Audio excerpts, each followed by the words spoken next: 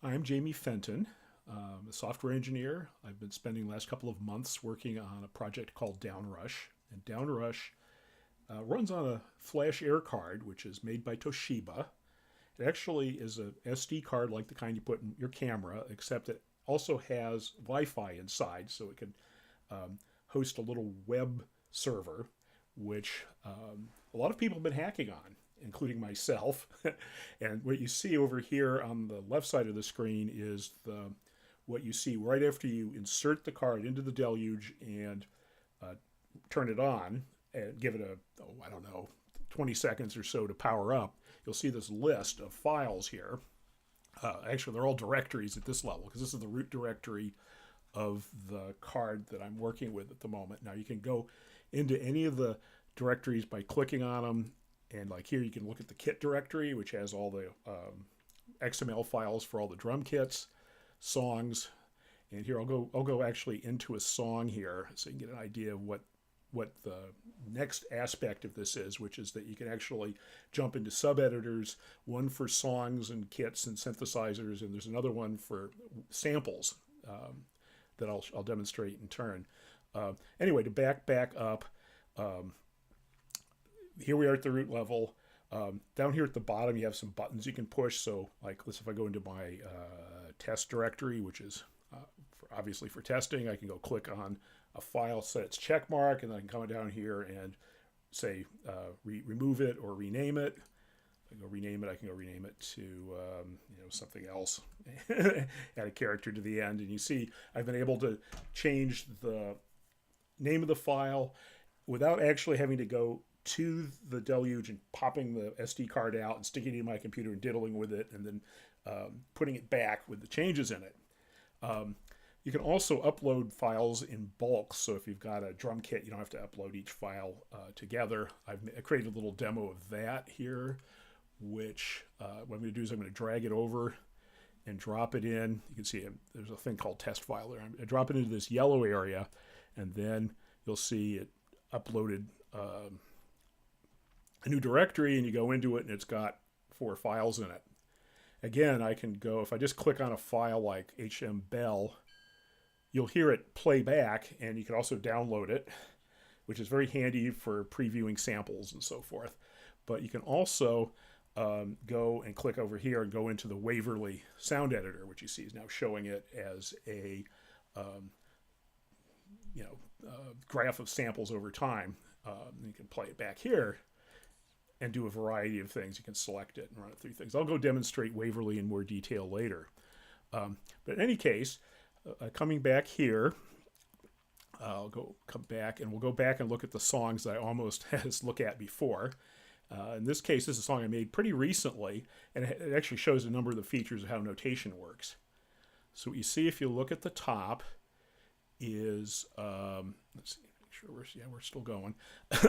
If you look at the top, you'll see that it's got the name of the song, sort of where it lives, tempo, key, swing if there is any, and then it has sections for each track of the song. The first one's a kit, and if I go look here, you can actually see on this axis is the type of drum that's being played, and on this axis is time.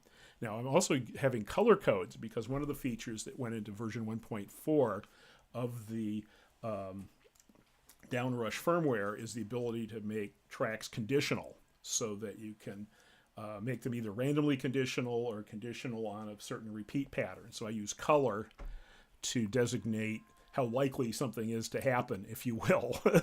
And if it's yellow, it means it's maybe between 30 and 70% likely to happen. Green is almost certain to happen. Red, unlikely to happen, and so forth. So you see some of the kit tracks have a couple of toms that are random. The ride over here happens sometimes, but not all the times.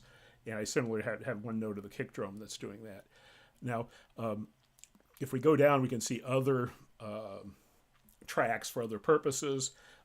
We have a bass line that also is randomly generated that's being shown here. And I think this is more of a lead track with the same sort of property to it.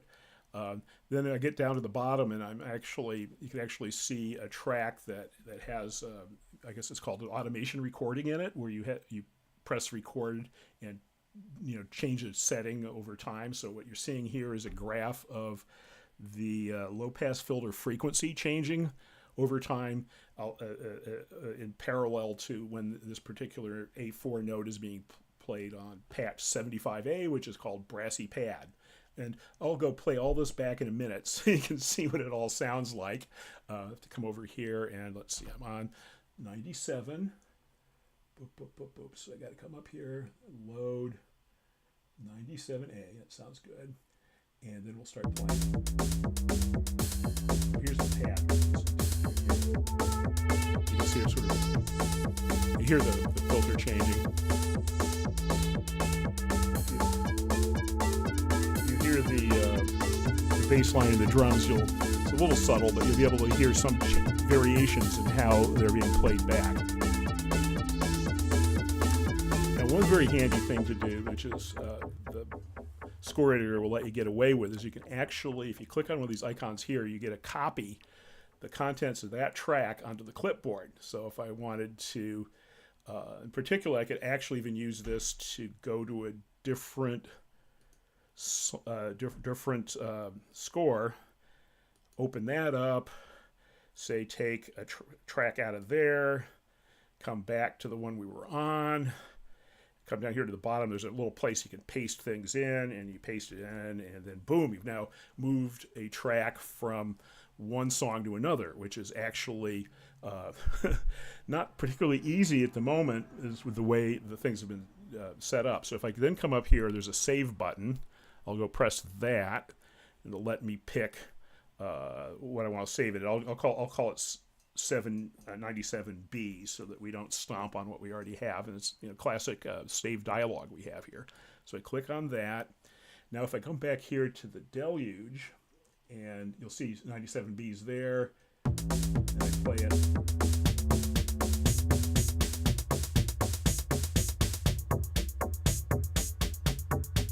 You can hear the additional track. Let's see if it's there. Yes.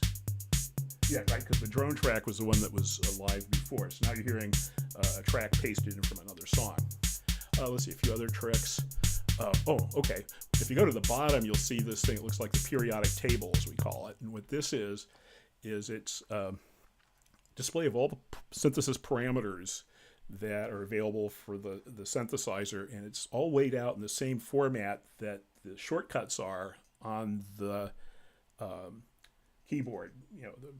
I guess that's what you call it, the grid keyboard. And so you can go, if you try to figure out what settings you used to make a particular sound, you can actually open it up and look here. This is global to the whole song, and if each song or kit has a little widget here, and you click it, and it'll show you more details of how a particular song was set up with the parameters. And over here you'll see some rather complicated stuff, because this patching system that the Deluge has is quite complex, and it's commonly used where you'll take these things over here are sort of sources that then can modulate other parameters here. So they can change the volume, they can change the tone, the LFO frequency, and things like that. And so you'll see the thing that's being driven over here.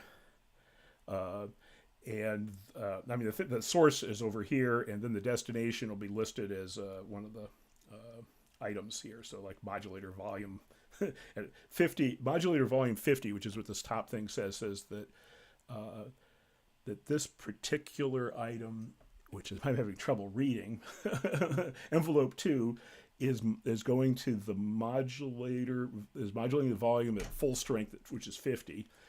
It's going to modulator 1 volume, going to modulator 2 volume, going to carrier 1 feedback. So, in any case, this gives you an idea of sort of how this all works. It shows the parameter knob mapping and stuff like that too. If we go to a kit, you'll see much more detail on what the kit is made of. And you'll see the different drum sounds or samples in general that you can make, and you can actually audition them by clicking on these little buttons. Again, a useful feature. You can also download them and do stuff like that. some of the drum sounds have their own custom tweaks to the synthesis parameters, so that you can often go in and look here, and here we are looking at a kick drum sound. You can see how that was set up, and you can see that this kick drum sound is roughly 2 seconds long, and it has parameters set up like this. You can see over here. In some cases it's possible to have 2 samples running, but generally use one. And if the second sample is really used for anything, you'll see weird little numbers over here. So that you get that. Let's see, what other things have I done left in here? So this is a pretty complex song. It'll actually, if you want it to, it'll even list the samples that are in the song that are different. You can have a choice to say, show me the ones that are in the drum folders or not. So if you're copying a song from one machine to another, you can go get a list of the extra ones you need to be able to include and take along with yourself. Let's see. Boop, boop, boop, boop, boop, boop. Open and save. So let's go back to the main file manager menu. And I had to stop and start and repatch things so that you can actually hear the audio that's coming out of my Macintosh. So I'm going to redo this part of the demonstration again, since the last time I didn't have any sound. Here we go. So what we've done is we've, using the file browser, gone into the resample folder of the Deluge SD card. And what I'm going to do is open up one of the recordings I made recently in Waveform, which is the sound editor that works a lot like Audacity. So it'll take a little while because this is a bit of a song rather than just a sample. So So let's see if we can actually hear anything, if I got this right. There we go. So now you can hear it. Hopefully you can hear me too. Anyway, I'll stop it. So as you see, you have a waveform display. Right now we're zoomed out to the entire song, which is at 1 minute 34 seconds or so long. But if I want to click somewhere, say right there on that, I can zoom in, as you see, by pressing that little zoom icon. And eventually you get changes from being samples. Changes from envelopes to samples. So here we go. And you can actually zoom in quite a ways. So that'll help. That'll let you, look at what you've made. Play back from anywhere. As I say, you can make a selection and change that in various ways. Make it go backwards, fade it in or out, that kind of thing. There's undo and redo. So I'm going to use that here to get us back to normal, so to speak.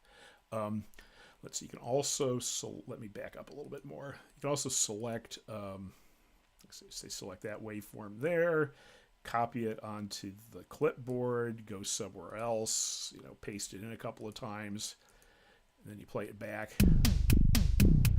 Let's see, where were we? Well, I think we're out here, so. You can hear it's obviously a glitchy cut-paste job, but you can see that you can actually accomplish that if you so desire. We'll go back out of that. Now we're back to normal again. Here's some of the built-in functions, trim, crop, normalize, reverse, fade in, fade out. They're kind of obvious. We also recently added the ability to use audio context filters in various ways. So I made a little interface that lets you pick a filter. Like the quad filter is sort of actually a bundle of a number of different types of filters, such as low pass, high pass, band pass, and so forth.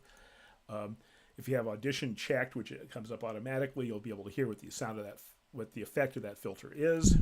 You can see you got to change the cutoff of the low pass filter. It's one of the things you can do, and if you really wanted to, you could apply it. And now the audition automatically switches off. You're now hearing that applied to the entire song, or the entire. If you select a region of the song, it'll only apply it to that. So, in this case, we had the whole song. Anyway, I'm going to back out of it. That didn't sound that good.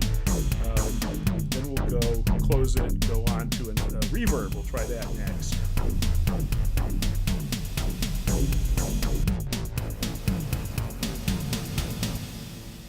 Reverb.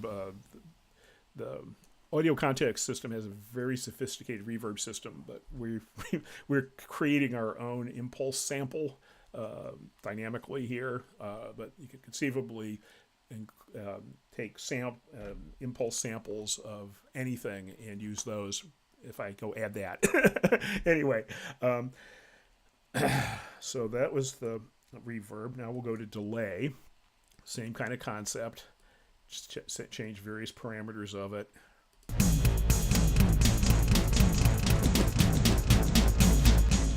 And here's the reverb tail. And then finally we have, close that one. Finally we have an oscillator, which is probably glad I just turned it off, but you can use it to generate test waveforms and stuff. There's obviously going to be a number of additional filters being invented. There's a whole laundry list of features I hope to add to this, but at this time you sort of have the basics for both working on the score and working on samples. So,